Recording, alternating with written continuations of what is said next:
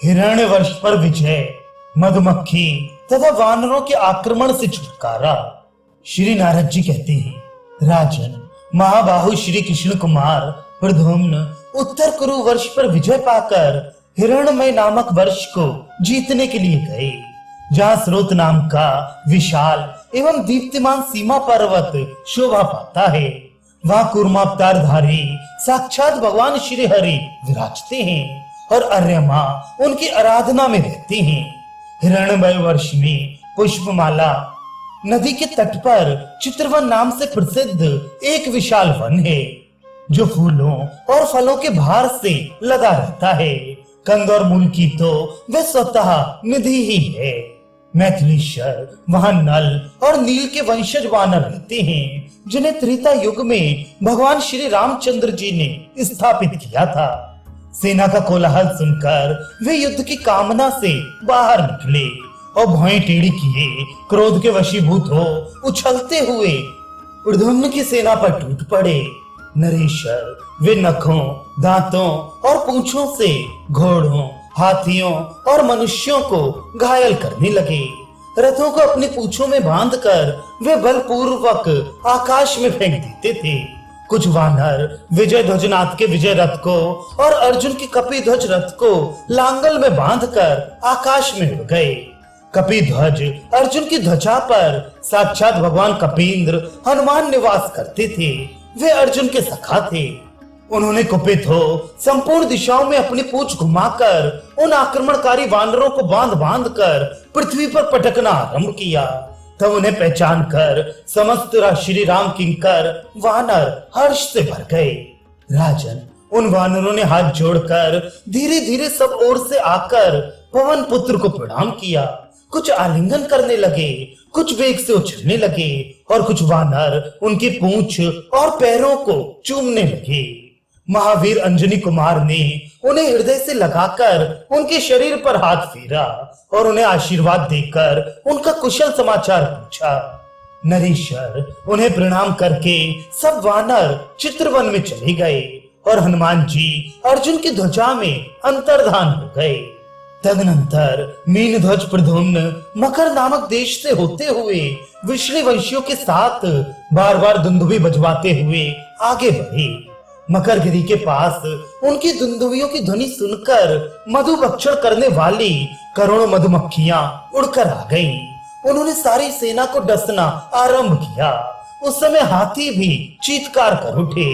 तब महाबाहु श्री कृष्ण कुमार ने वायव्य अस्त्र का संधान किया। राजन, उस अस्त्र से उठी हुई वायु से प्रताड़ित होकर वे सब मधुमक्खियां दसों दिशाओं में उड़ गईं। मिथिलेश्वर उस देश के सभी मनुष्यों के मुख मगर से थे। उसके बाद डिंडिव देश आया, जहां हाथियों के समान मुख वाले लोग दिखाई दिए। इस प्रकार अनेक देशों का दर्शन करते हुए श्री कृष्ण कुमार त्रिशृंग देश में गए। वहां भी उन्होंने श्रृंगधारी मनुष्य देखे। त्रिशंगगिरी के पास स्वर्ण चर्चिका नाम की नगरी थी, जिसमें सोने के महल शोभा पाते थे। वे दिव्यपुरी रत्न निर्मित परकोटों से सुशोभित थी।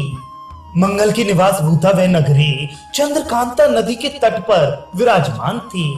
राजन, जैसे इंद्र अमरावतीपुरी में प्रवेश करते हैं, उसी प्रकार प्रद्युम्न ने उस पुरी में पदार्पण किया।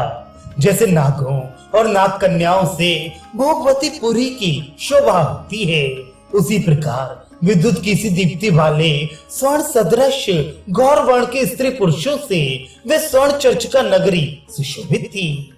वहां के बलवान राजा महावीर देवसख नाम से प्रसिद्ध थे।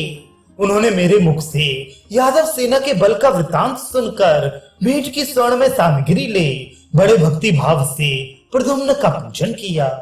महाबाहु भगवान प्रद्युम्न हरि ने उनसे पूछा, आप सब लोगों की शोभा चंद्रमा के समान कैसे है, ये मुझे शीघ्र बताइए। देवसख बोले, यदुत्तम। पितरों के स्वामी अर्यमा ने कूर्म रूपधारी भगवान लक्ष्मीपति के दोनों चरणों का जिस जल से प्रक्षालन किया, उस चरणोदक से एक महानदी प्रकट हो गई, जो श्वेत पर्वत के शिखर से नीचे को उतरती है। एक समय की बात है, मनु के पुत्र प्रमेधा को उनके गुरु ने गौओं की रक्षा का कार्य सौंपा था।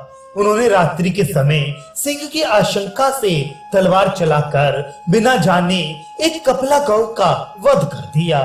तब गुरु और वशिष्ठ के श्राप से वे शूद्रत्व को प्राप्त हो गए और उनका शरीर कुष्ठ रोग से पीड़ित हो गया। तब वे तीर्थों में विचरने लगे। इस नदी में स्नान करके वे मनु पुत्र गलित कुष्ठ रोग से मुक्त हो गए और उनके शरीर की कांति चंद्रमा के समान हो गई। तभी से हिरण्मय वर्ष के भीतर यह नदी चंद्रकांता नाम से प्रसिद्ध हुई। जब से मनु कुमार प्रमेधा चंद्रकांता नदी में स्नान करके गलित कुष्ठ से मुक्त हुए, तब से हम सब लोग नियम पूर्वक इस नदी में स्नान करने लगे। नृपोत्तम, यही कारण है कि इस पृथ्वी पर हम लोग चंद्रमा के तुल्य रूप वाले हैं, इसमें संशय नहीं है। श्री नारद जी कहते हैं, राजन, ये सुनकर महाबाहु प्रद्युम्न ने यादवों के साथ चंद्रकांता नदी में स्नान करके अनेक प्रकार के दान दिए।